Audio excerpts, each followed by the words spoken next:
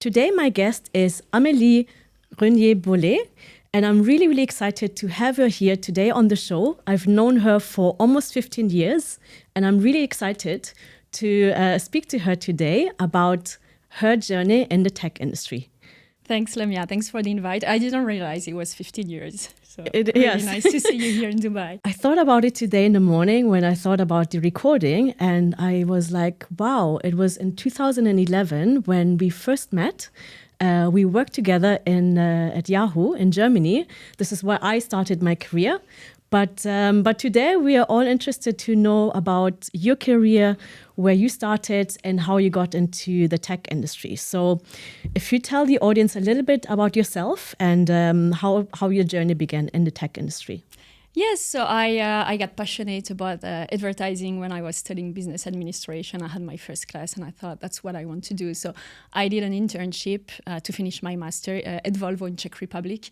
And as a trainee, I love to analyze data and understand, customer reactions to advertising. So after graduating from my master, I thought, I naturally looked for my first job in a tech company. So that led me to Germany, where I worked first for AOL and then for Yahoo, where I met you. And we were selling IO campaigns. And the whole admin was driving me crazy. And then I heard about Programmatic as the automated way to do all that. And I thought that's so brilliant. And that plus the fact that, you can reach the right customer at the right time in the right place. And now that might sound like nothing special, but at the time it was brilliant. So there was no Programmatic team at Yahoo Germany. So I moved to London to work for their Programmatic team in London. And from there, PubMatic contacted me to develop mobile and video in EMEA. And then, long story short, I changed roles several times. At PubMatic, sometimes you get promoted, sometimes you get repurposed, because it's a fast-paced environment. So the needs and the focus of your company changes all the time, and that's okay. You just have to adapt to the new needs. And so now I'm the country manager for Italy and the Middle East, and they are smaller markets compared to the UK or even Germany, so you need to learn to do more with less, basically. Yes. Okay, interesting. And what excites you the most about working in EdTech or at PubMatic specifically? Yeah, so AdTech, it never gets boring, right? It keeps taking you out of your comfort zone, and it's good because great things never happen inside your comfort zone. And when I started, and that will make me sound old, but the focus was mostly on traditional media buying. So Programmatic was very nascent, and I think no one really knew how to deal with it. We were all trying to figure it out. So we were going to conferences, and we were meeting as many people as possible, and we were doing our own research just to find best practices and ideas. And then it was not only about finding the ideas, but also make them happen. So we had to figure it out how to do that too. And then as a whole industry, I think we succeeded at that because we saw Programmatic grow, double-digit, even triple-digit at some point. And so the trend at the beginning was to integrate with as many technologies as possible. While now the trend is going the other way around. So buyers want to consolidate their spend with just a few technologies. And so that led to the concept of supply path optimization. Okay. And you're saying that right now you're the country manager for the Middle East and Italy, but you're also working closely with the EMEA team. How does that differentiate? Do you still see sometimes that a lot of managed things have to be done in certain markets, or is it all very similar across all the markets? Is it all very automated, or does it still differ across the various markets? No, so we're a global company, but we have to adapt to each market's needs. The Middle East is so different from the US or the UK, for example. So we had to adapt. We had to be creative also to find solutions that work with the local markets. In your opinion, what are the biggest trends in EdTech at the moment, and how is PubMatic maybe positioning itself? Yes, so there's the growth of CTV with ad spend rapidly shifting from linear TV to streaming platforms, allowing for better, cross-device measurement and household-level targeting. There's the retail media opportunity, especially in the Middle East. It's blooming with commerce media networks expanding beyond the retail sites while leveraging their first-party data and with more integration of shoppable formats or direct purchase capabilities. And then I would say there's the evolution of programmatic towards first-party data and attention metrics with an increased focus on supply path optimization and AI-powered targeting. And as per PubMatic, our mission is to build the digital advertising supply chain of the future in the Middle East. Okay. So we've increased our investments in the region, and we're bringing our clients a whole set of best-in-class platforms. So there's our curation platform, which is very well adopted here and very popular. But there are also two other platforms that gain lots of traction. There's Activate, which is our buying platform. It gives buyers control of their media buying strategy while bringing revenues to our publishers. And then Convert, which is our platform dedicated to commerce media. How do you see AI and machine learning impacting the future of programmatic advertising? So when most people think of AI, they think of ChatGPT or similar platforms, but there's so much more that AI can do, like, for example, improving customer service or improving protection around unsafe environment, ad environment and unsafe content, or guaranteeing sustainable operations or helping with data. And so it's a necessary innovation, and PubMatic is investing a lot into this, and we have dedicated engineers who are focused at solving problems around efficiency and performance with AI. Maybe I'm going to move a little bit towards the diversity, women. So I'm focusing on women who work in the tech industry, and I'm pretty curious to know from your experience. What has been your experience as a woman working in the ad tech industry? And have you seen a shift in gender diversity and inclusion over the years? What's your point? So I think advertising is a field where women have excelled, right? We see lots of women in this field. Just the problem is that they're underrepresented in leadership roles. Personally, I'm very lucky because I work for a company that empowers women to move to leadership positions. But just like most women in the industry, or even all women in the industry, there have been moments where I felt that I had to work harder to prove myself, or that I was not taken as seriously as my male counterparts. But I think we need to use those challenges to build confidence and to push through. And also, to be honest, I see a positive shift because we see always more women in leadership roles. And also, I feel that companies have started to understand the importance of having a diverse team, not only for the sake of equality, but also because they understood that diversity brings creativity and better results. Okay. So you're saying that you have been lucky, or it was just the right time in the right company that you have been able to basically get to the position where you are at the moment? Is that correct? Yeah, definitely. Yes. At PubMatic, there's also mentorship and sponsorship programs. And I think it's also important for women and also underrepresented groups, not only for women, but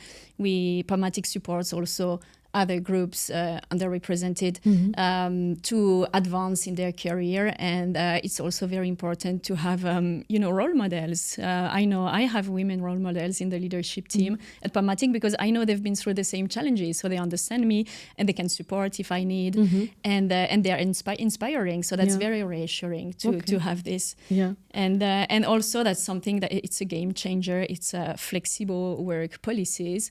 We spend the most part of our week in the office, but still we can be flexible if we need. And it's very important, especially for women, because very often they have to support additional caregiving responsibilities. So, flexible hours, work from home, they're game changers because sometimes you can't do otherwise. Yeah. So do you think if you were in another company, you wouldn't have had the possibility to climb up the career ladder as you have done right now?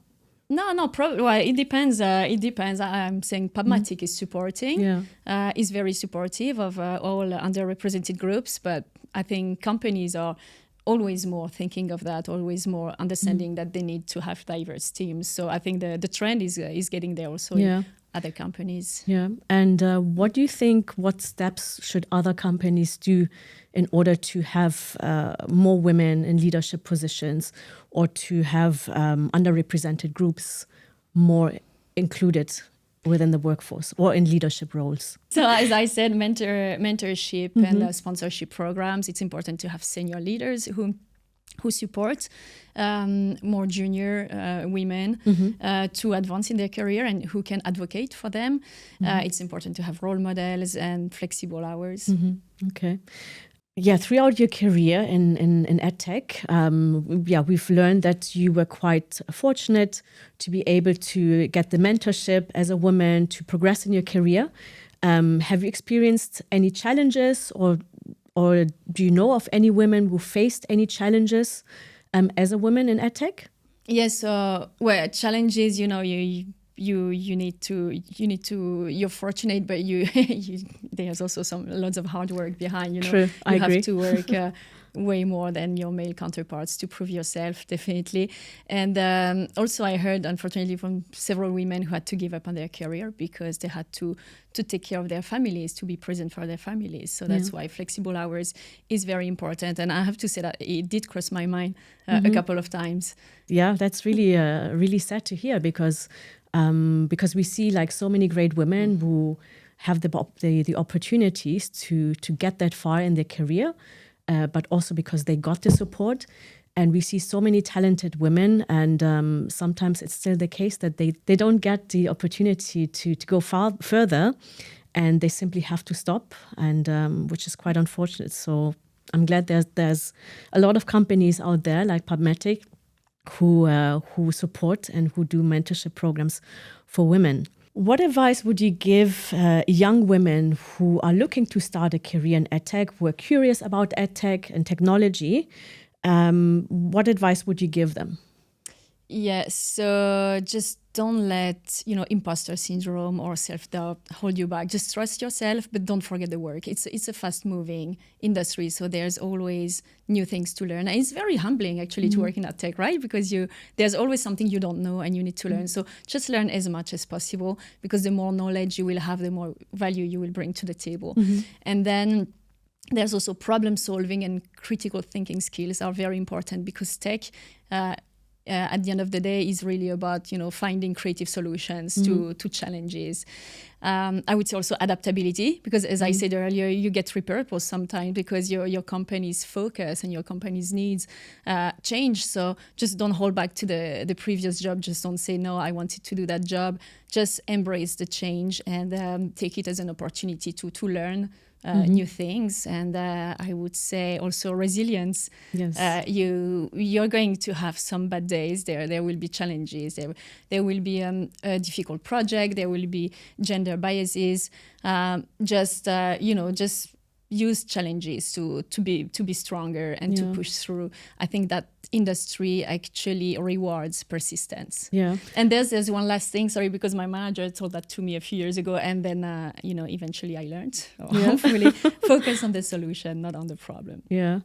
All these challenges like resilience, be persistent. Have you faced any difficulties on that? And can you maybe talk a little bit about any of your negative experiences? Yeah, but I mean, we all fail, right? I failed. Did you fail? Yes, many times on a daily basis. We always fail, and actually, things don't go our way. Very often, things don't go our way. So you just need to learn from your mistake and bounce back. And that's something I tell to myself each time things don't go my way, and that's really often. Just suck it up and focus on what's important. Are there any specific skills or experiences you believe are essential for women to thrive in the tech industry? Yeah, so the tech knowledge, definitely. There's just learn as much as you can. It's good to have a good understanding. And then networking, networking, it's very important. Surround yourself with the right people, and go to events and learn to also, don't underestimate the power of the soft skills. Show up, communicate properly, collaborate. And I would say, adaptability, resilience, these are all important skills. Okay, very good. Yeah, I agree with that. You have to adapt, especially because it's such a fast-moving industry. And there's so many changes, and if you're not able to adapt, you just get lost. And I absolutely agree with that. So we talked a little bit about AI, I believe companies who are not using AI at the moment, they probably won't be around in a couple of years, maybe even in a couple of months. What is, in your opinion, the future of AI? How is it going to impact our life, companies? What are your thoughts on that?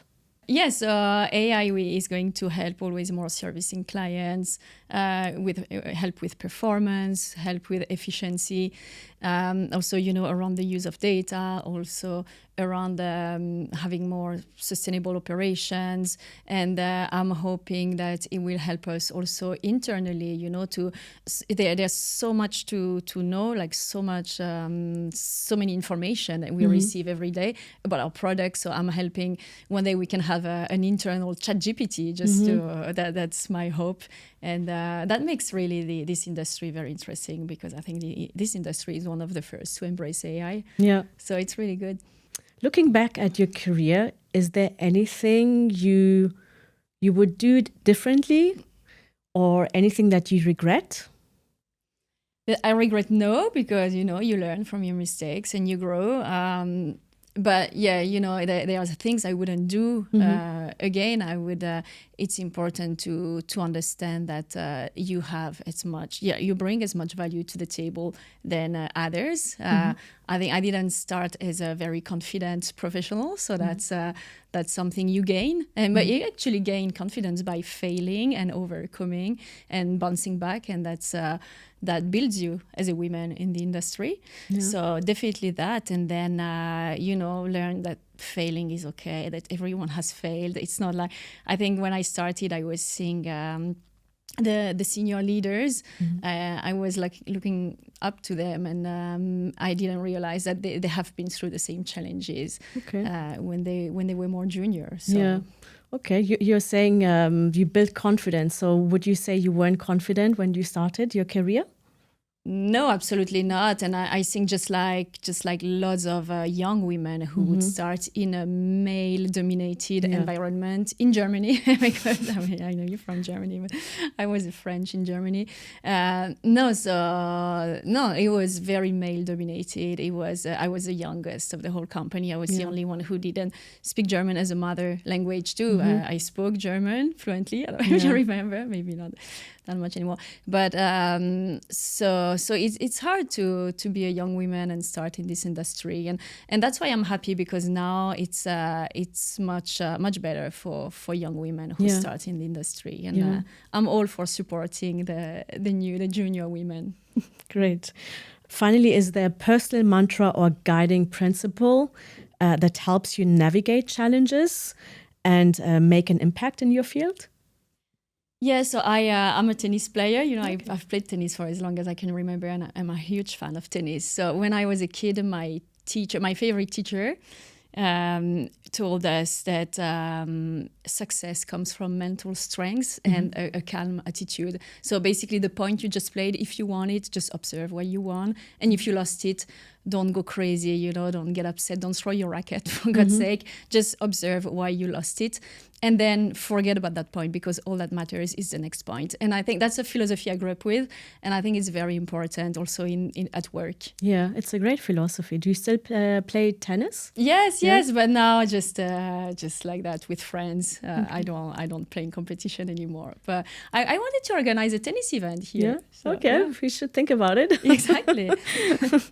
That's great. But yeah, I like that principle, and I think that's a very good advice for other women to live by that. So thank you for sharing that.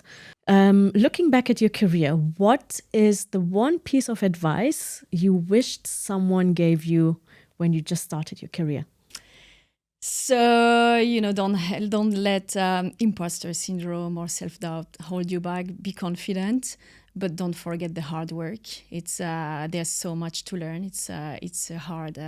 It's fast moving environment. So there's always more to learn. So just bring as much knowledge as you can to the table, and then be resilient. You're going to fail, and that's okay. Everyone did. It's totally okay. Just learn from your mistake and bounce back. It's not the end of the world, and adapt. Just adaptability is good. It's like animals. The species who survive the longest are the ones who are more flexible and who can adapt to new environments. So with the increasing importance of data privacy, how does PubMatic approach that? So our approach includes a unified ID. So we combine several or multiple data sources to build a comprehensive audience insights, contextual data. So we match an ad with the relevant content. Then first-party data, obviously everyone talks about it, but we help collect and use first-party data through registrations and interactions, and then alternative ID. So we have our platform called Connect, which supports all types of data across our inventory. Okay, so you think that Dubai is very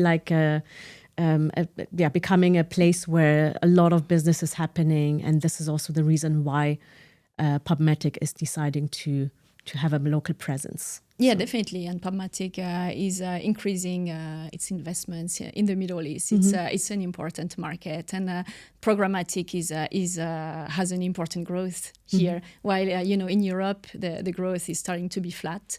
Here the growth is important. So it's a very important market. Okay, very interesting to hear. Thank you so much, Amélie. Thank you for coming on my show, and I hope to see you the next time on the next episode. Thank you, Lemia. Thank you, Amélie.